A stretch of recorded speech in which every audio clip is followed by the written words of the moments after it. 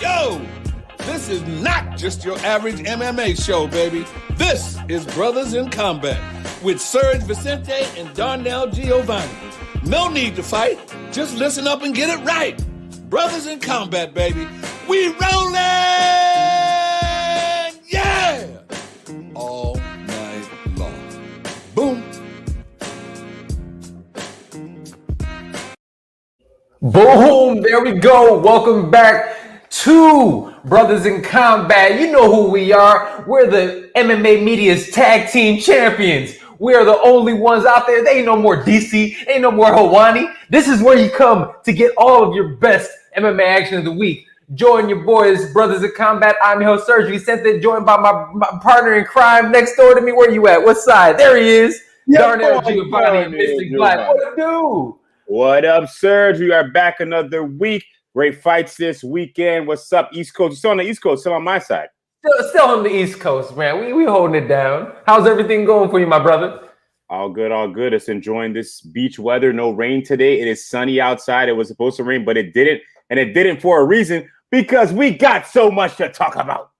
Oh man, you know that's what it is, man. Hey, can we take the? Are we the dynamic duo, the tag team champs, whatever they want to call it, fam? That's what we. I had to let them know.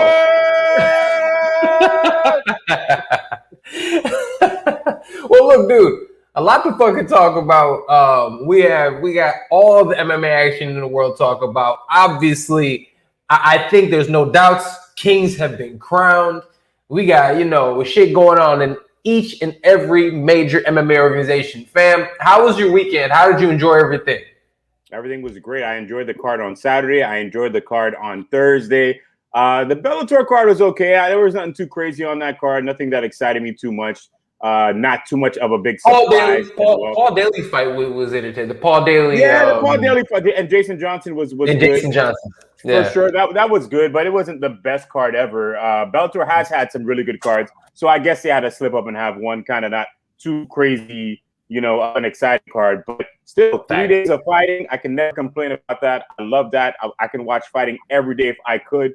Sometimes I feel like I do. But yeah, it was a great weekend full of cards. And we had UFC 263, of course, on Saturday.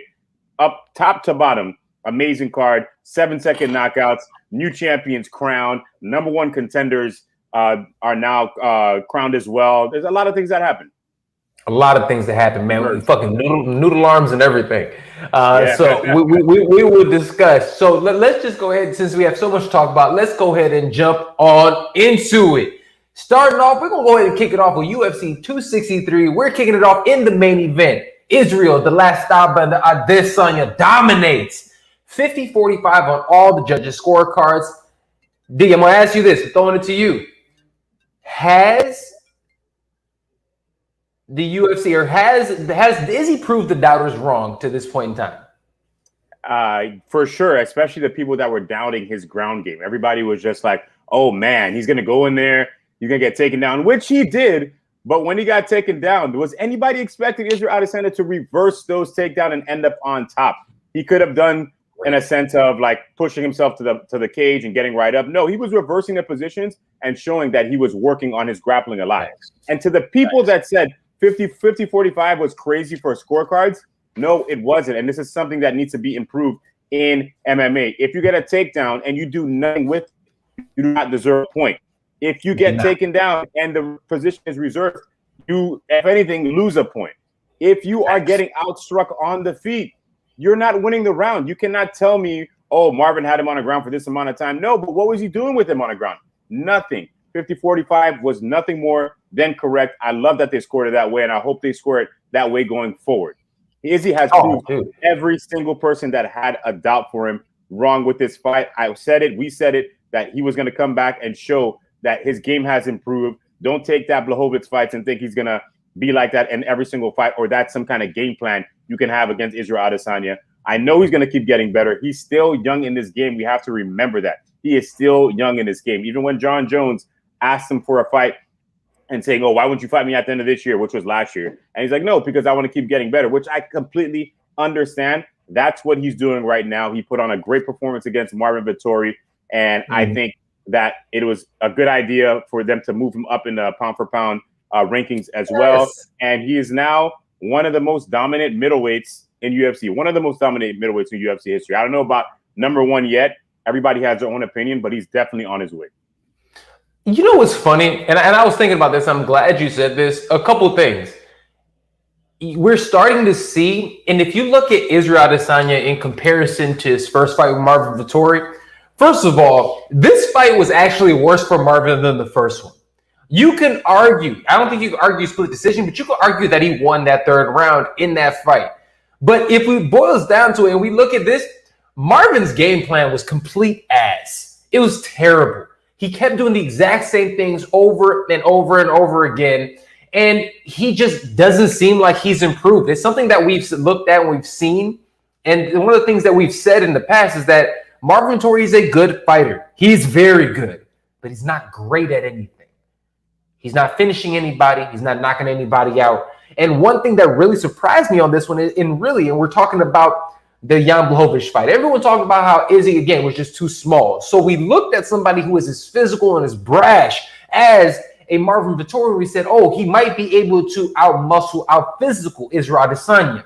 But one thing that we have to really take into account, and all the haters and everything look at it, at 185, Izzy is so much more physical. He's more physical in the grappling department, and he's more active in his guard and everything that he does. Those two reversals that he made in that one to get back on top, and even when he sat there and he posted up and put the rapist choke on my man's neck, and he was holding his ass down in the way he was, where Adesanya said he saw his soul leave his body. That was impressive to me. One thing we're also seeing is that if you look at the first Adesanya Vettori fight in comparison to this one, Adesanya does look like he's put on some size. His legs look bigger. His upper body, his shoulders are bigger. And I'm telling you, that's the only difference that anybody at 185 at this point in time, in my opinion, had. It was just to out-physical him. He's getting to the point that he's fitting into this frame. He was one of the guys that was small for the weight class. And yes, he only weighed in at 183, but now he's getting to the point that he is a middle size to a bigger version of a middleweight. And I am telling you right now, if he is like that, there's only a matter of time till he goes back up to 205 to go ahead and grab that championship. Again, that's how I feel. Let me ask you this, bro. Do you have any other takeaways from the main event? Any other takeaways that I feel his friend, his teammate that passed away, that definitely had an effect on him in a sense that was on his mind. He got there early to watch the Riddell fight. You know, there was a lot that I felt that was on his mind, and I feel if that didn't happen, he probably would have finished Vettori at some point in that fight. Like there were certain things that he's usually very precise and crisp on, and he wasn't as precise. He still looked good, but he wasn't as precise because maybe that could have affected him emotionally a little bit. We talked about it you talked about it before the fight. So that's something that was on his mind. So that was a big takeaway. And Vettori's coach getting very frustrated with him. Rafael Cordeiro was very frustrated. And I can definitely understand why he was frustrated with him.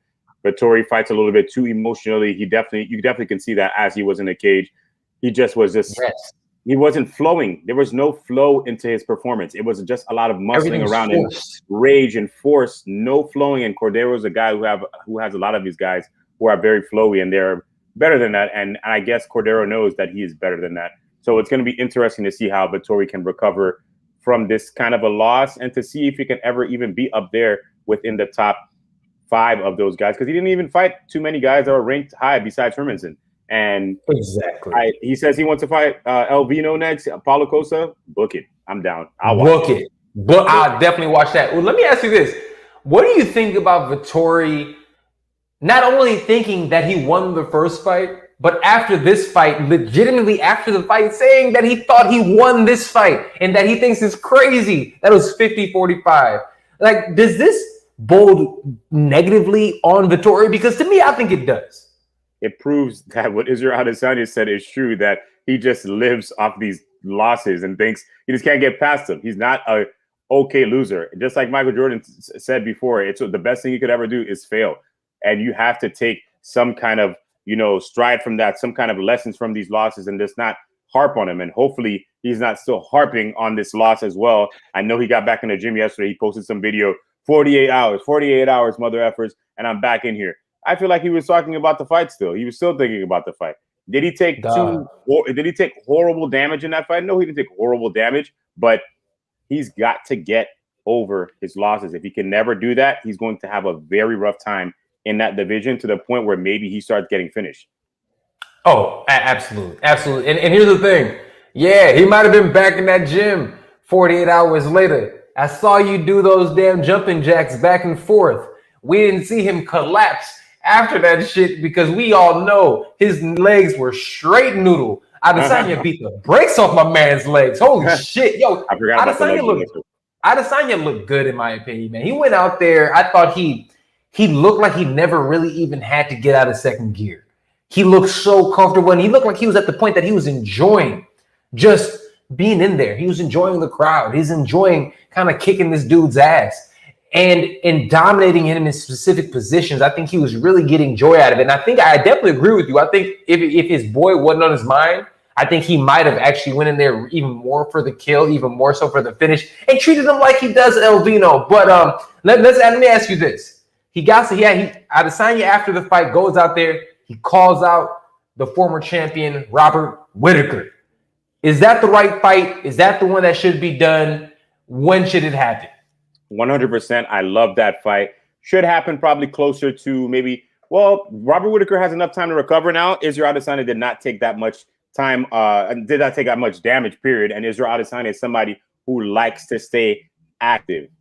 I'm not the biggest fan of champions fighting like 4 times a year, but Adesanya is somebody that can do it. He says he wants to fight 2 more times this year. It's possible. They can do that in September. They have enough time to do that.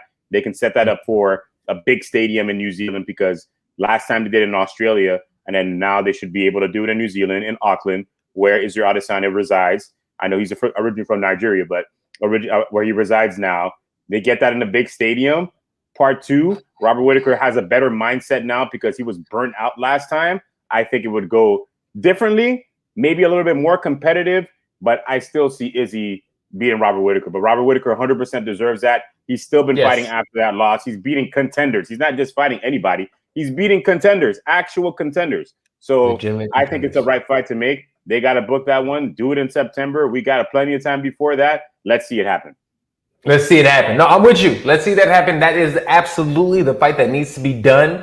And for everybody else in the weight class, here's the thing. It's getting scary, because I think at this point in time, it's head and shoulders. There's 2 guys in that weight class that the rest of y'all just can't fuck with. And it's Robert Whittaker and Israel Adesanya. And I think you're right. I think that fight is going to be different, but at the same time, it's going to be the same, because I still think he knocks his ass out. It's going to be more competitive, but I can't wait. I still can't wait. 2 best fighters in that weight class, I think is going to be dope. But there was a championship fight that I don't think a lot of people expected. I think you might have, but I think a lot of people didn't expect this shit. I know I didn't.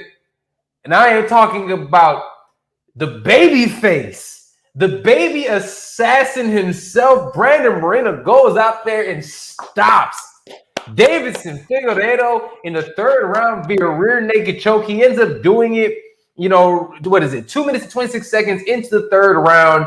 Absolutely, from pillar to post, dominated this fight. It wasn't even fucking close, in my opinion. Some people did have the 2nd round. One of the judges had the 2nd round going to Figueiredo.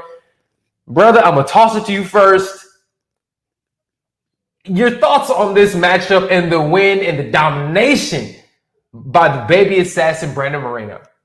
Big congratulations to the baby assassin, Brandon Moreno, guy who was on the Ultimate Fighter, got picked last, went in the UFC, 2-fight losing streak, came back, won the LFA Flyweight Championship, came back. I think he lost his first fight back and then went on a streak. I think he did. I think he won he hasn't lost since he got back to the UFC. Excuse me. He got a draw against Askar. Yes. In his comeback fight. And then he went on a streak, fought Davidson for the title, went to a draw where people thought Davidson won. He just got that point off for the nut strike, and then comes back 6 months later and completely dominates a guy who has never been dominated in his career. All he knows is domination. What a performance, Brandon Moreno. Yeah. And I can tell from his confidence that week, I'm like, man, something is he's gonna go in there and he's gonna fight his ass off. I don't know if he's gonna dominate him. I didn't think domination, but I knew he was going to put out a fight. And Davidson, the part that scared me was the weight cut. And we were talking about this. We were texting about this. I'm watching the weight cut as we always do. I mean, the weigh-in as we always do. I'm just like, damn, Davidson. And they always put on the graphics of who's weighed in. Everybody weighed in. There was 15 minutes left. Davidson didn't weigh in. 10 minutes left. No Davidson. 5 minutes left. No Davidson. I'm on the verge of texting you. I don't think Figueiredo is going to make weight or make this fight. And he walks in with 1 minute left. Has the whole body cover. Had to take all his clothes off to make that weight. And I'm just like, oof, this guy struggles to make 135. And he had a longer period of time for this fight. He had longer to make this weight than the other time. So that shows you this weight cut is not okay for him. And it showed in his performance. He looked slow. He didn't have that pop in his punches. He wasn't as agile as he usually is. Everything just seemed completely off. But Brandon, not to take away from Brandon Moreno, because Brandon Moreno was completely on in every facet of the way, from striking to grappling. Anywhere he wanted to go, he took it there. And that was very impressive by Brandon Moreno. And they better put him on that pound for pound right now. They better put him on that list because he deserves it. He deserves it. Especially the way you talk about Davidson. He deserves it.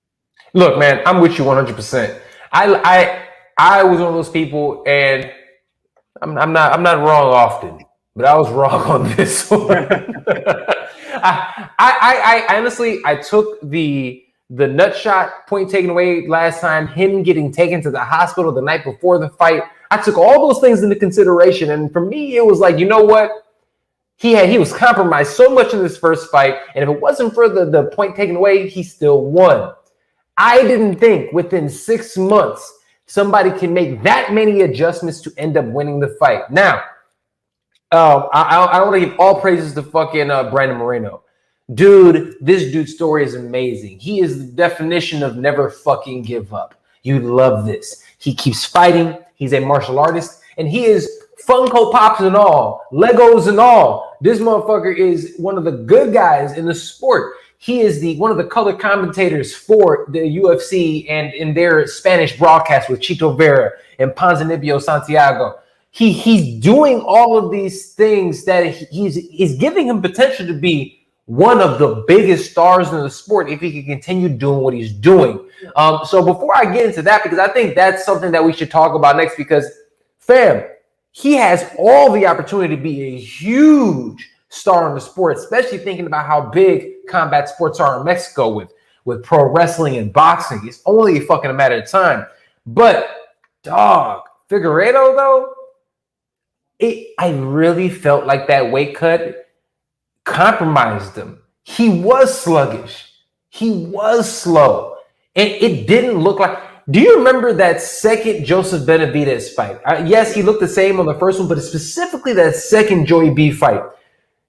He looked like he wanted it more. He didn't look like he wanted it as much in this one. And the only thing I can point to is possibly the weight cut. Do you have any thoughts on that at all? Or like I said, we can also transition on the fuck. It's weird. It's weird because like when he pushed Brandon Moreno in the first press conference, I'm just like, why did he push him? Like, there's no beef between them. Like, this is very weird. Like, what are you trying to do? So that just kind of shows you that maybe he wasn't there mentally, or something he was trying to motivate himself. Maybe thinking Moreno will push him back for him to get upset. I don't know what it was. He definitely wanted more against Joseph because he wanted that title, that belt. He wanted an actual belt in his hands. But besides that, I don't know. I was just very confused by his mindset. Yeah. Very confused by his mindset. And I think I said this before the fight. I mean, after the weigh-in. Davidson Figueiredo is going to become another Renan Barão, a guy who has a lot of problems making a weight and miss weight a couple times and just depleting their bodies to where their performance takes a big hit. And that showed in that fight 100%. So even if Davidson moves up to 135, you know, the beast up there at 135, some big guys up there. He was getting tagged up by Brandon Moreno. Brandon Moreno is not a guy who's known for his striking. And he was getting tagged up there. Can you imagine him at 135? He's going to have to figure something out. Yeah, he's going to have to either get a better nutritionist or just be more disciplined in those camps, because clearly it's not looking good. Absolutely. And real, before we transition to this one, I want to ask you, what do you think Brandon Moreno's star potential is? Huge. It's huge, especially just like you said, in Mexico. He's a Mexican-born champion. Cain Velasquez was not Mexican-born. He was born in Arizona, I believe, and his parents are Mexican. but he is Mexican born. He trains in Mexico. He has his house in Mexico. Everything is down in Mexico.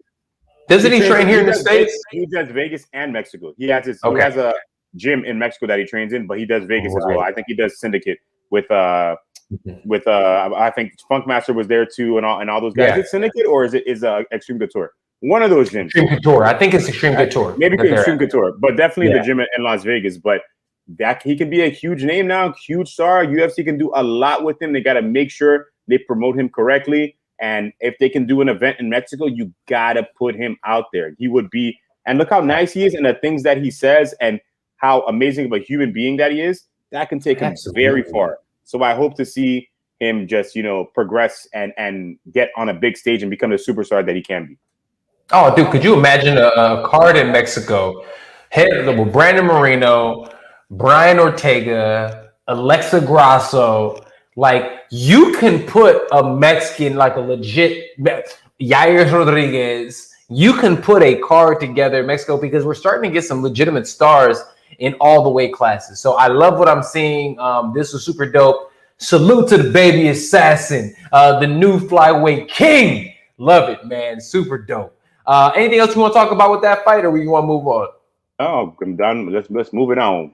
Let's move it on. All right. Well, here's a fight that we had to talk about, right? And this is one thing that I want to go ahead and I can go ahead and I want to start with this one because this is one that I think a lot of us didn't anticipate and didn't expect. Leon Edwards. All right. Oop, wrong way. My bad. Leon Edwards survives against Nathan Diaz. And the question is this, and again, I have to leave this one up because one thing I want to say is this. Leon Edwards looked great. Leon Edwards looked amazing. And for 5 rounds, Leon Edwards went out there and won the fight. He looked 24 minutes. He looked like the better fighter out there.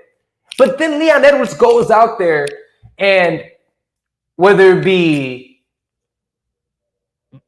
overconfidence, whether it be fatigue, in the last round, he allowed himself to get clapped by Nathan Diaz. And Nathan Diaz is a dude who, honestly, guys, look, he was losing every aspect of the fight, every moment, even to the point that, I'll be honest with you, I've never seen Nathan dominated on the ground in that manner either.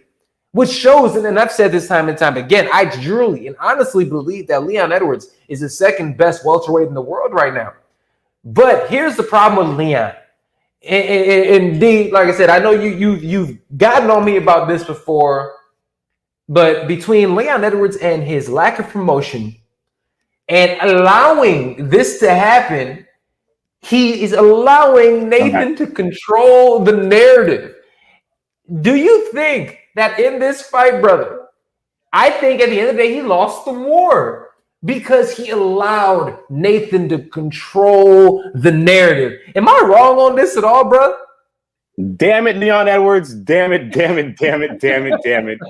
For how many rounds this guy dominated that fight, and for him to let that happen at the end of the fight, you were so close.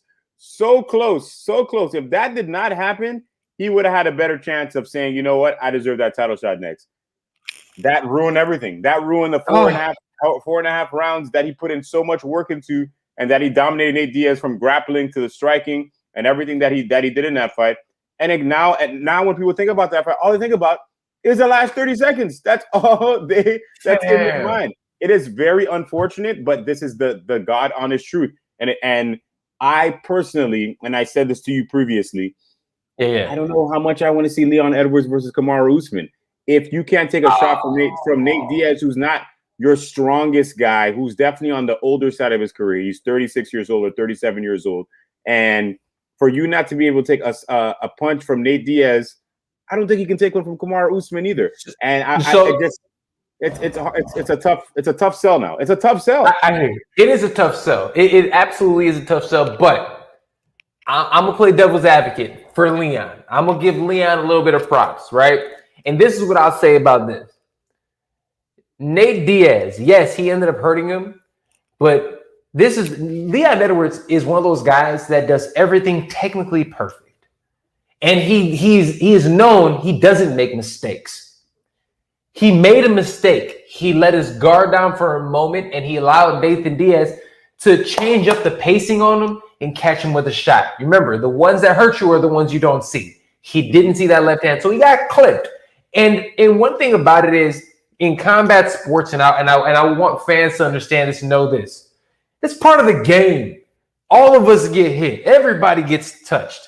I don't care who you are. You're going to get rocked.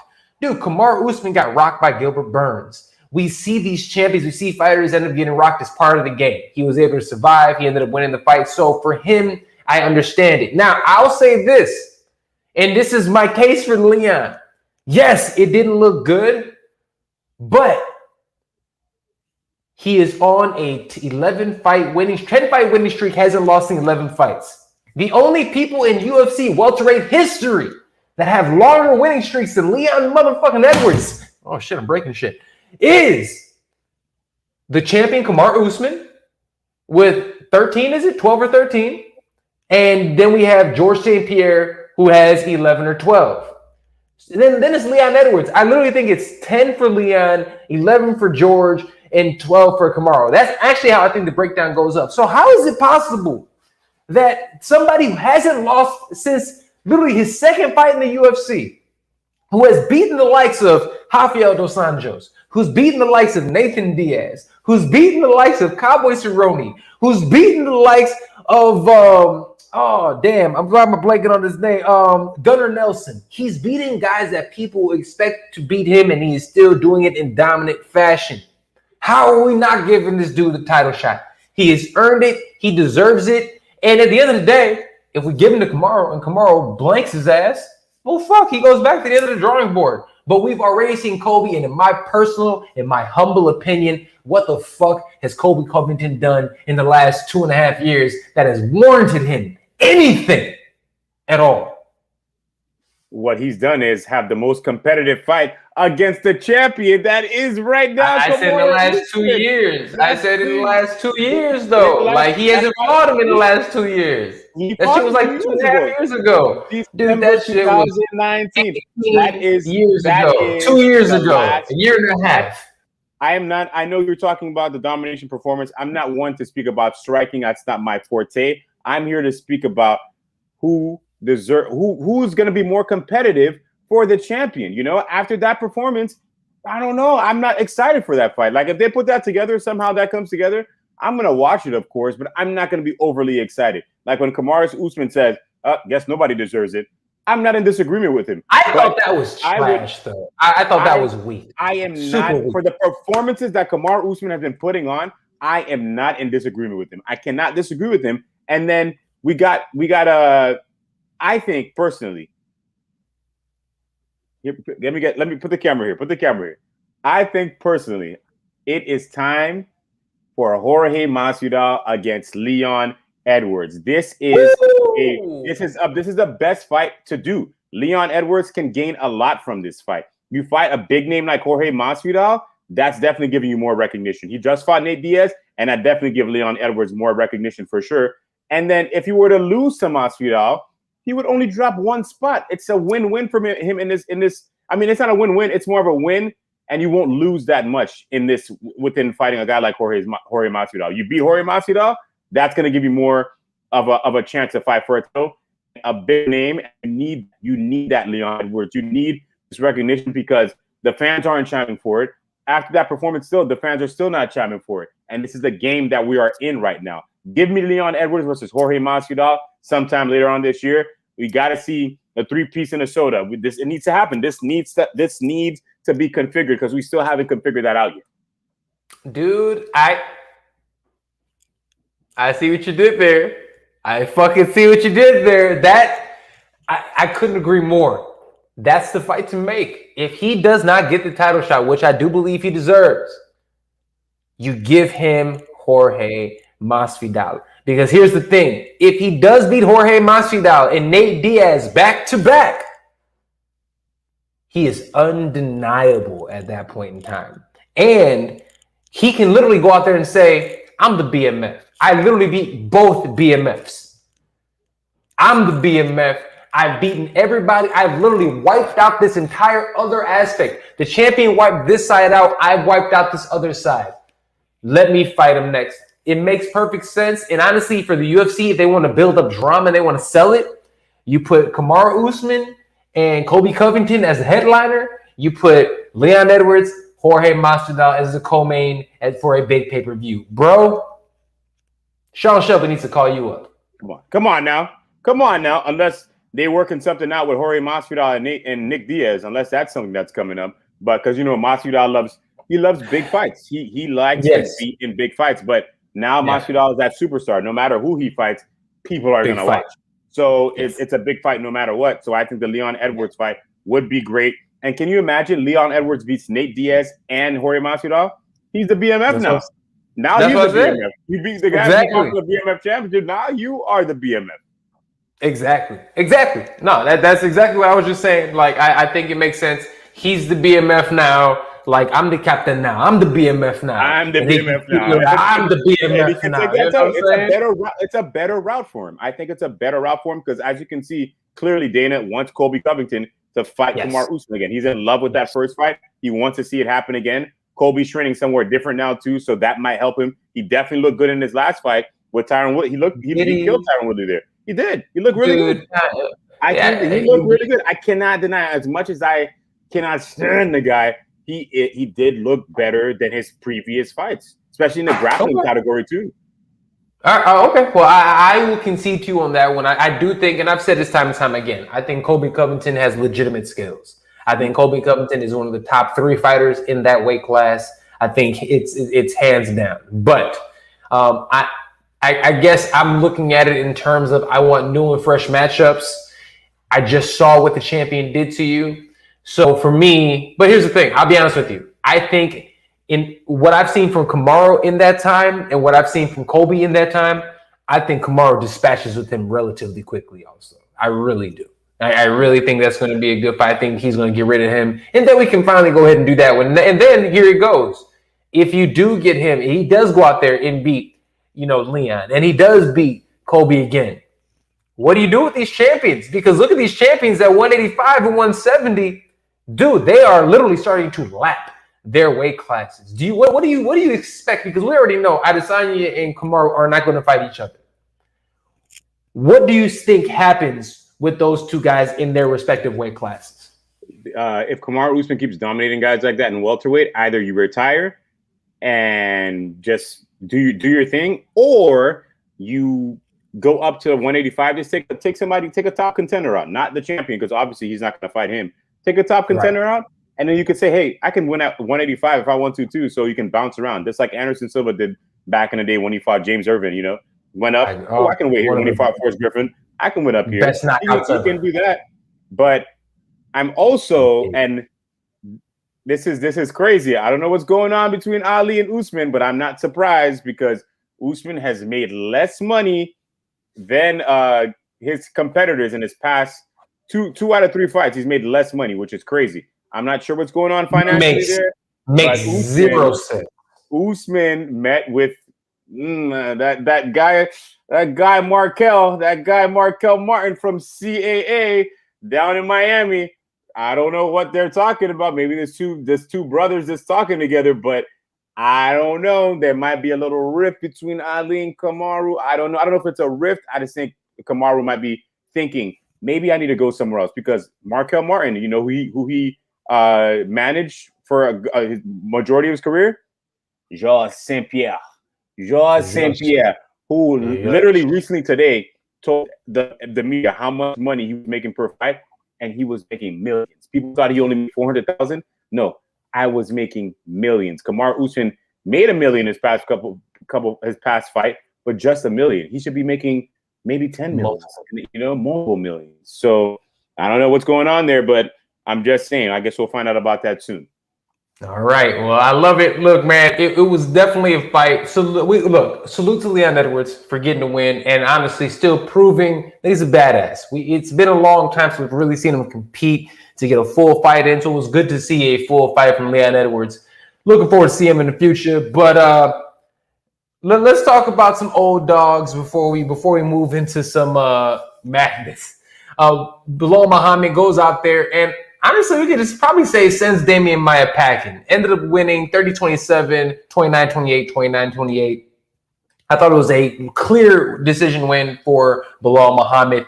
Finally gets him into the top 10. He's rated this morning number 9. Congrats to Chicago's very own. Number 9. We see you, brother. Chi-Town, stand up. Bruh, what were your thoughts on this matchup? Was it a case of 43-year-old Demian Maia just father time hitting him, or was it Belal Muhammad? It was 100% Belal Muhammad for sure. He's been talking for a long time about how much he feels that he is a contender and he can fight these guys who are in the top 10. And now he's number 9, and now he's going to keep climbing that ladder.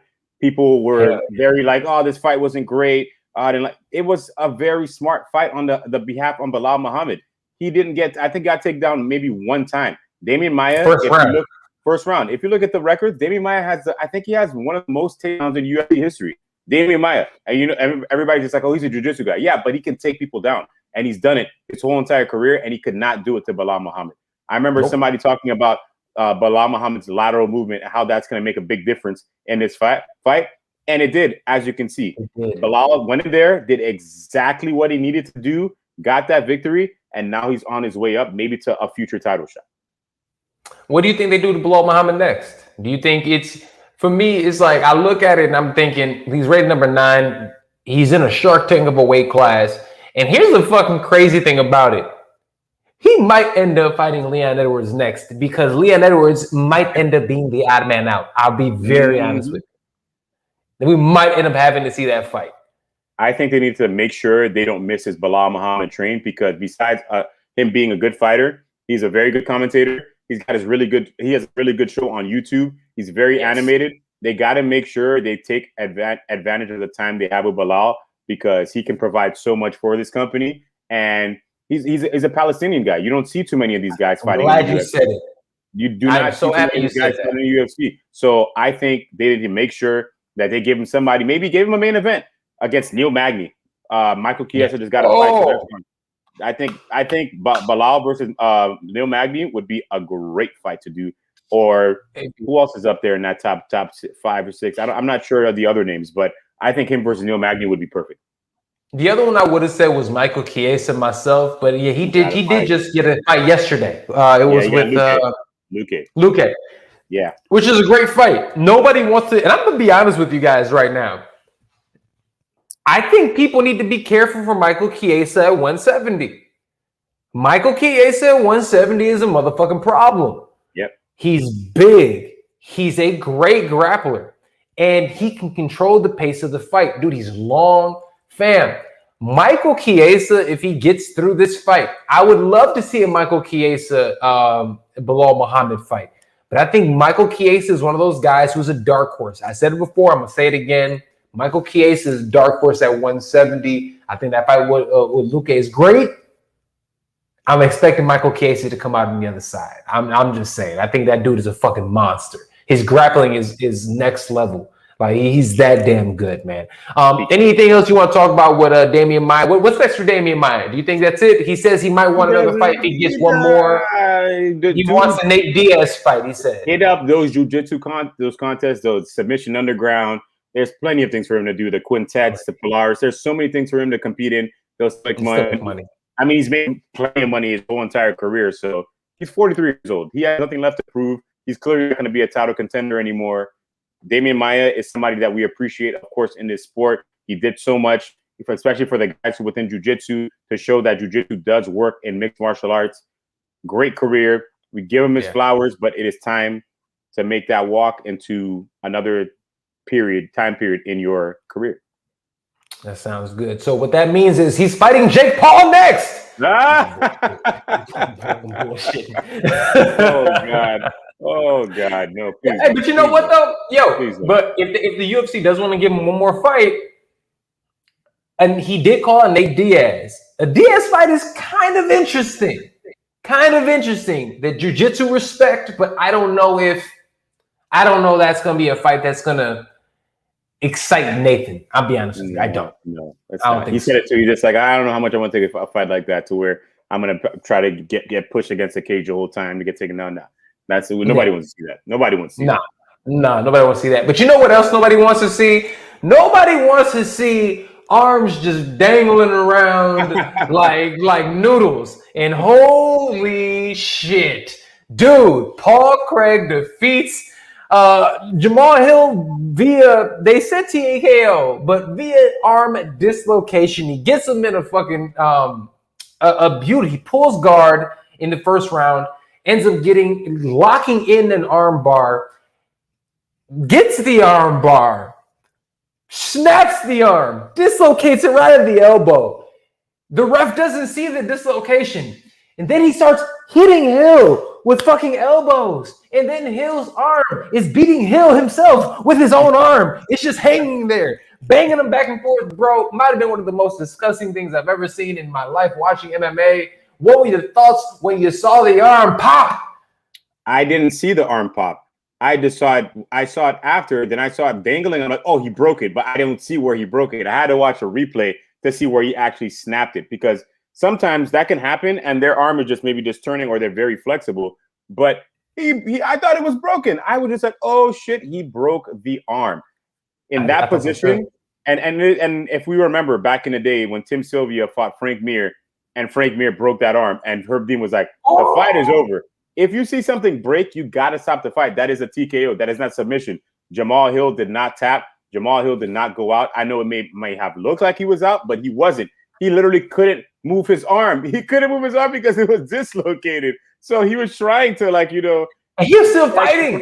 He was throwing punches. But he couldn't do it because his arm was dislocated. And big cheers to Paul Craig for going straight to the ground and pulling guard. When he went and pulled guard, I'm like, this has to be the dumbest thing that somebody can do. But it was actually very smart, because I guess he just figured out that Jamal Hill does not have that experience for being on the ground. And it's just like, you know what? I'm going to go to my bread and butter and do exactly what I know how to do. And I will take this risk, even if I get ground and pounded or a big shot comes at me. And he kept throwing his legs up for the armbar. And I don't know how Jamal Hill didn't catch that every single time. He kept catching the same exact arm multiple times, and boom, he caught him, broke it. That's what happens. But Jamal Hill is still very young in this game. He's got a big career ahead of him. But kudos to Paul Craig, who has been on a streak lately. People used to think, oh, Paul Craig's going to get knocked out of every other fight. But look at him. He's going out here, submitting these guys, taking these guys out, and he looks good. TKO fucking Shogun Rua. Yeah, we might have another contender on our hands here at light heavyweight. Dude, I was impressed by Paul Craig. The way he wrapped that arm up, first of all, he must be fucking gorilla strong. Like, as strong as he is, the way he wrapped that arm up. And if for those of us who do jiu-jitsu, if somebody grabs my arm like that, I can usually pull my arm out. The fact that Jamal Hill wasn't able to literally get his arm out of that position, I'm talking about the wrist specifically, because Paul Craig literally just squeezed his wrist under his armpit to lock him in place so they can pull him down. It was really impressive, but it wasn't as impressive as the clip that I saw of Paul Craig and Jamal Hill getting busy in the club afterwards. After the club, boy, them two dudes was getting loose, man. They was in that mud getting it. I loved it.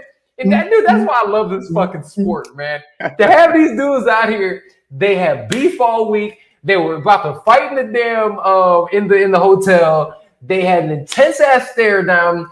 They had an intense fight, and then afterwards, they get the boogie at the end. Dude, you gotta fucking love MMA, man. You gotta fucking love it.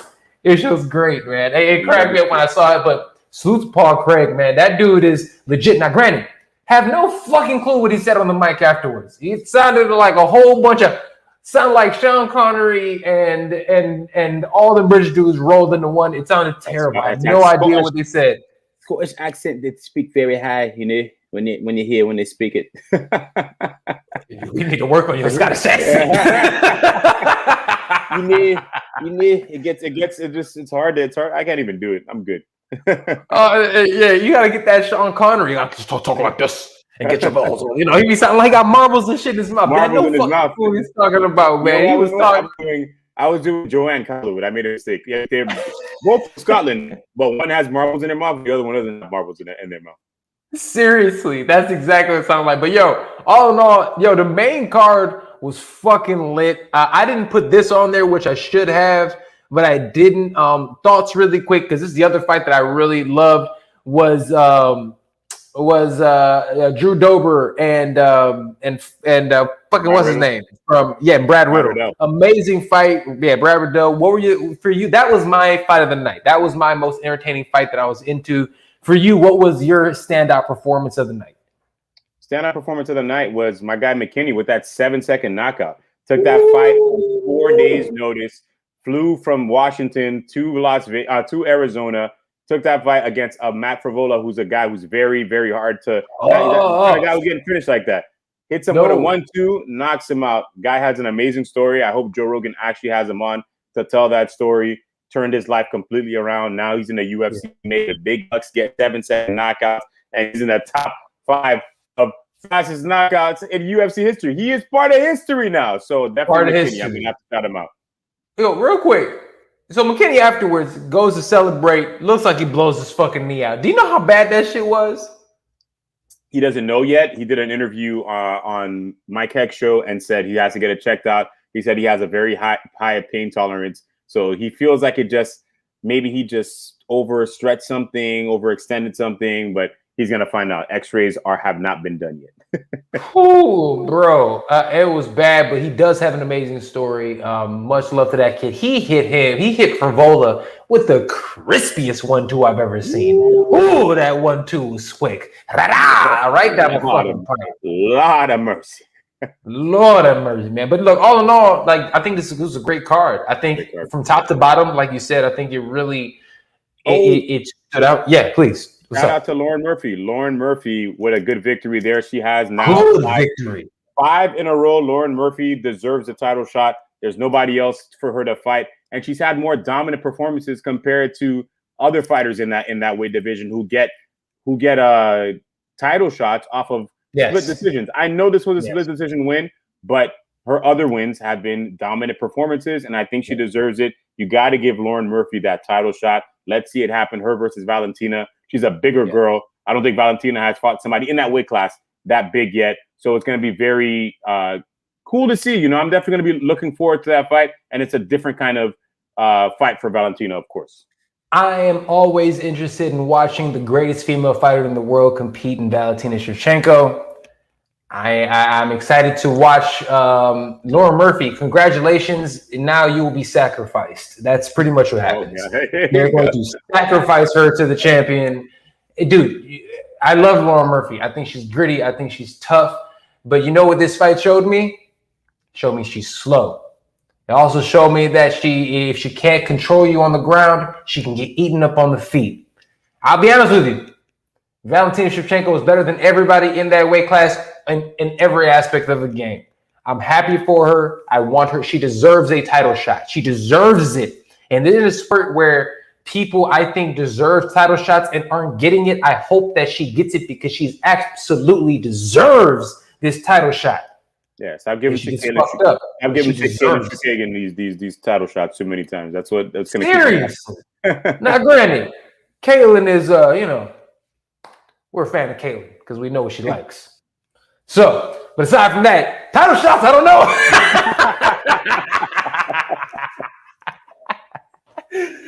Caitlin, love you for real. You can be a guest on Brothers in Combat. Because you know you like brothers. But anyways. All jokes aside, for real. We're not like dirty, nasty niggas. We trying to have some fun. All right. Anything else about this card you want to talk about? Because we do have a couple other highlights in MMA that I know we wanted to discuss. But we good with the UFC? Yes, sir. All right, let's move on. Bellator 260 was also this past Friday. And I'll be honest with you, another fight that I didn't expect to go the way it did. The champion, Lima, loses to Asimov, gets dominated, literally 50-45 them to take the 170-pound welterweight championship. I was completely shocked. Brother, how were you in this? I don't know who was worse at wrestling, Kevin Holland or Douglas Lima. Serious? My God. Listen, both of you guys go together, move to Dagestan, move to AKA, wherever you got to move. My Lord, these guys face wrestlers and they just cannot do anything at all. This is not the first time this happened to Douglas Lima. He is actually should be grateful that Ben Askren left the Bellator because every time when he fought Ben Askren put him on his butt and he never can get up. Amosov did the same thing. Rory McDonald did it the first time that they fought. And fucking the Russian kid, the other Russian kid too. Fucking Gegard did it. Gegard, Korshkov did it at one point as well. He's got to learn how to wrestle. That's it. I got nothing else to say about this fight. Lima needs to learn how to wrestle. It wasn't the funnest fight to watch, but Amosov did exactly what he needed to do. I think they should do Amosov versus MVP next. That'd be fun to watch. Something different. I'm here for it. That or Jason Johnson. I want Jason Johnson personally because I think he's earned it. But I will say this: Amosov versus MVP, you can sell the fuck out of that. I think it is absolutely worth it. I think that will be a great fight to end up making in the very, very near future. Bellator is 170-pound weight class. Welterweight is a nasty weight class. How do you like, because Jackson and Paul Daly fought on this card also as a co-main event. They're fighting at 175. This isn't the first time that Bellator is doing like 175-pound or even 165-pound weight class. How do you like this? I don't like it because if there's no title, it doesn't imply to anything. It doesn't help the weight class. Doesn't help your ranking in your weight class. Paul Daly beats him. You can't put Paul Daly in that ranking. He doesn't want to fight at 170 anymore. That's why he's doing these catch weights. Bellator is just allowing these things to happen because they can. Why not? But it doesn't help anything. I don't like to see catch weights if it's not for an actual title. Unless they're going to introduce a new weight class, which they can, which would be cool because they would set a standard within MMA of having more weight classes. Cool. But if it's not for a title, I don't want to see it. I'll be honest with you. I agree with you, but I want them to make this a weight class. It should be 130, 125, 135, 145, 155, 165, 175, 185, and then let's just go for shit. Like, we can have fun after that. That is what it should be. Looking at these guys, looking at how much they look so much bigger and stronger in this 5-pound jump. I wish you could see it. And then we can see those guys that are in those tweeners at 155 and 170 fighting 165. It makes more sense for the sport. It doesn't make sense that we're not having all these weight classes. And literally the only reason that we're not having multiple weight classes and more weight classes in MMA is one and one reason only, because Dana White doesn't want it. Because if Dana White actually wanted it and the UFC did it, the rest of the organizations would follow suit. Dana don't want that shit. That's why it's not happening. And I'll be honest with you. I think it's a detriment to the sport. I think the sport itself would even be better and we'll get even better matchups if we had those jumps. I think I think as a sport, we're missing the ball here. We're missing it. We need to add more weight classes, because if we do, guess what? What sells, guys? What sells? Championships sell. Why not have more champions? It doesn't make sense to me why they wouldn't do it. And it's only because Dana White does not want it to happen. I've said this time and time again. The MMA would not be MMA without Dana White. I will give him all the props in the world. But MMA will be better off in the long run when Dana White is gone away. I'm just telling you. I don't know. I don't know what to say about that. That's a hard one because of how much he does for the sport and how much he does so much. He's done so much. I don't know how much he treats it like a boys' club. No, he doesn't. That's my issue with it. He's a business guy. He's 100% a business guy, and he's gotten to where he is for a reason, for sure. And I'm not defending stuff that he's done because I feel like there's a lot of things he's done that's very unfair to fighters. Yeah. And media. Here's my thing with the weight classes, though, and this is the last thing I'll say about that. Of course.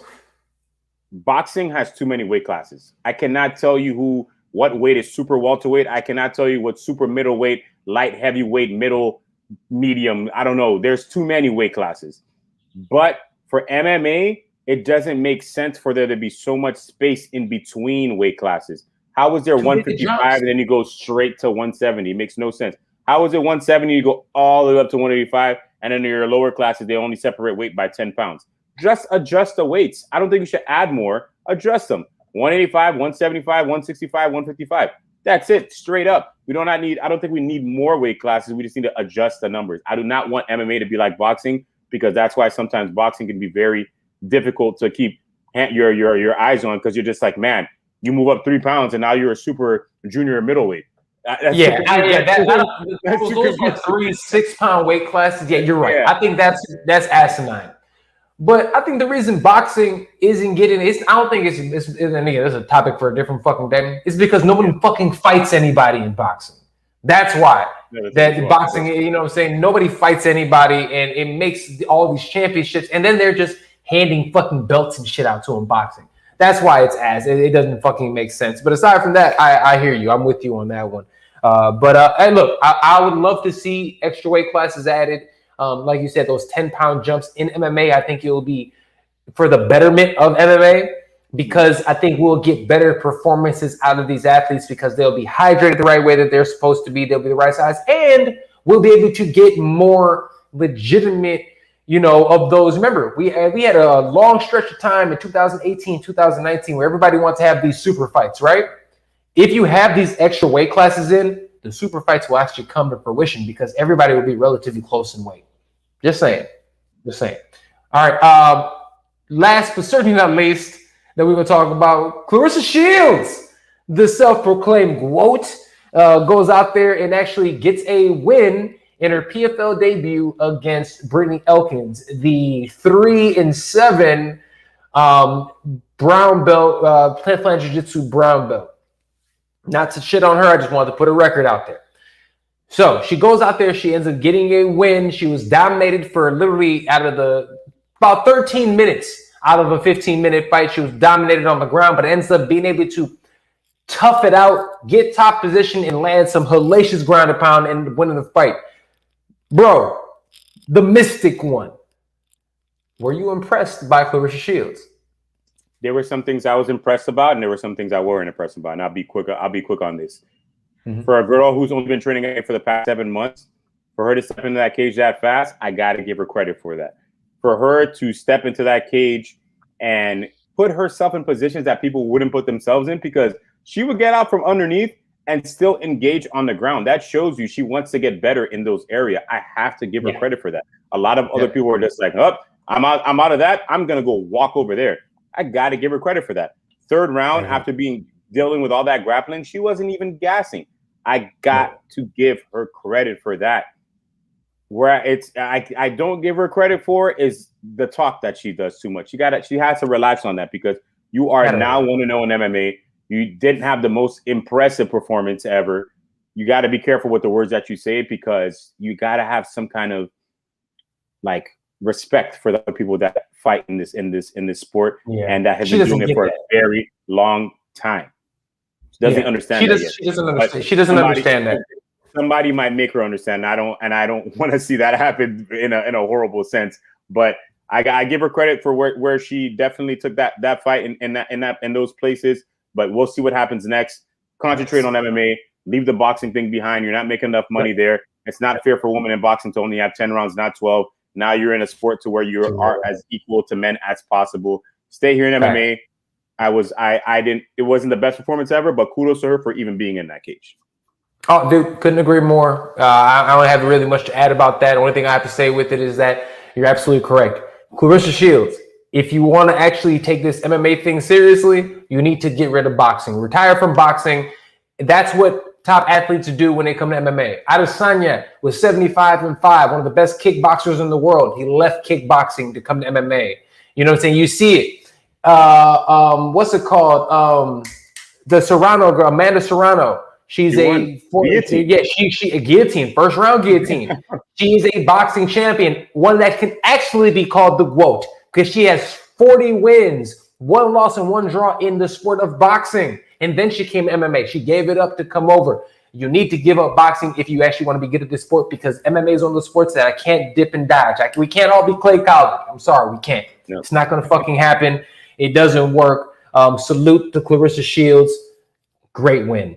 Can't wait to see what happens next.